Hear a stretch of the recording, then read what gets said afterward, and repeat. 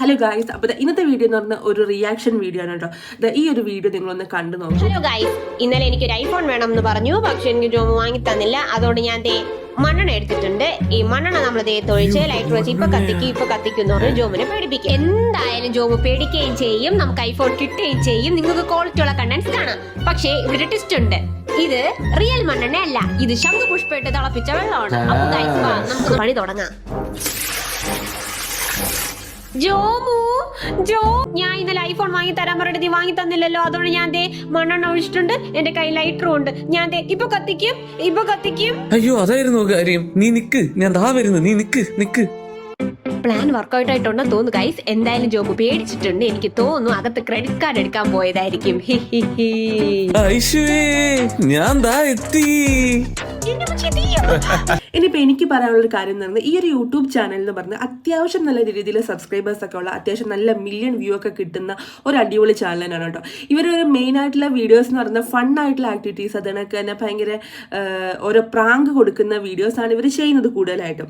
പക്ഷേ ഈ ഒരു വീഡിയോ സത്യം പറഞ്ഞാൽ ഈ ഒരു വീഡിയോ കണ്ടപ്പോഴത്തേക്കും വളരെ സെൻസിറ്റീവ് ആയിട്ടുള്ള, ഭയങ്കരമായിട്ടും നെഗറ്റീവ് ആയിട്ടുള്ള ഒരു മെസ്സേജ് കൊടുക്കുന്ന ഒരു വീഡിയോ ആയിട്ടാണ് എനിക്ക് ഈ ഒരു വീഡിയോ ഫീൽ ചെയ്തത്. അതുകൊണ്ട് തന്നെ ഞാൻ ഈ ഒരു വീഡിയോയ്ക്ക് താഴെ കമൻറ്റ് ചെയ്തിരുന്നു.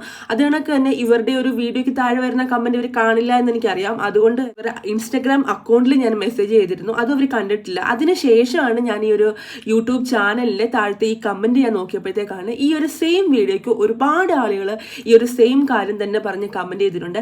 പക്ഷേ ആ ഒരു കമന്റുകൾക്കെല്ലാം തന്നെ അവർ ഭയങ്കര മോശമായിട്ടും അല്ലെങ്കിൽ അവർ നെഗറ്റീവായിട്ട് തന്നെ എടുത്ത് ആ ഒരു ചെയ്ത തെറ്റിനെ കുറിച്ച് മനസ്സിലാക്കാതെ തിരിച്ച് റിപ്ലൈ കൊടുത്തിരിക്കുന്നത് കണ്ടു. അപ്പോൾ എനിക്ക് മനസ്സിലായി ഞാൻ ഈ ഒരു കമന്റ് ചെയ്തിട്ടും മെസ്സേജ് ചെയ്തിട്ടൊന്നും വലിയ കാര്യമില്ല, ഇതൊരു റിയാക്ഷൻ വീഡിയോ ചെയ്തിട്ടേ കാര്യമുള്ളൂ. അതുകൊണ്ട് മാത്രമേ ഞാൻ ഈ ഒരു വീഡിയോ ചെയ്യുന്നത്. അപ്പോൾ ഇനി നമുക്ക് കാര്യത്തിലേക്ക് കടക്കാം.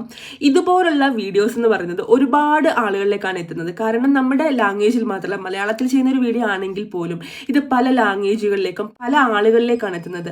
അതിൽ പുരുഷം ഓരോ ഏജ് കാറ്റഗറിയിലുള്ളവരായിരിക്കും. കുട്ടികൾ കാണുന്നുണ്ടായിരിക്കാം, വലിയ ആളുകൾ കാണുന്നുണ്ടായിരിക്കാം, ഏജ്ഡ് ആയിട്ടുള്ള ആളുകൾ കാണുന്നുണ്ട്. അങ്ങനെ പല വെറൈറ്റി, പലതരത്തിലുള്ള ഓഡിയൻസ് ആണ് ഈ ഒരു വീഡിയോയ്ക്കുള്ളത്. ഇപ്പോൾ ആ വീഡിയോയ്ക്ക് തന്നെ മില്യൺ വ്യൂ ആണ് വന്നിരിക്കുന്നത്. അപ്പോൾ അതിൽ തന്നെ നമുക്ക് ഒരിക്കലും ഫിൽട്ടർ ചെയ്യാൻ പറ്റില്ല, ഇത് കുട്ടികൾക്കുള്ളതാണോ വലിയവർക്കുള്ളതാണോ എന്ന് പറയാൻ പറ്റില്ല. കാരണം അവരുടെ കണ്ടന്റ് എന്ന് പറഞ്ഞാൽ ഫൺ കണ്ടന്റ് ആണ് അവർ യൂസ് ചെയ്യുന്നത്.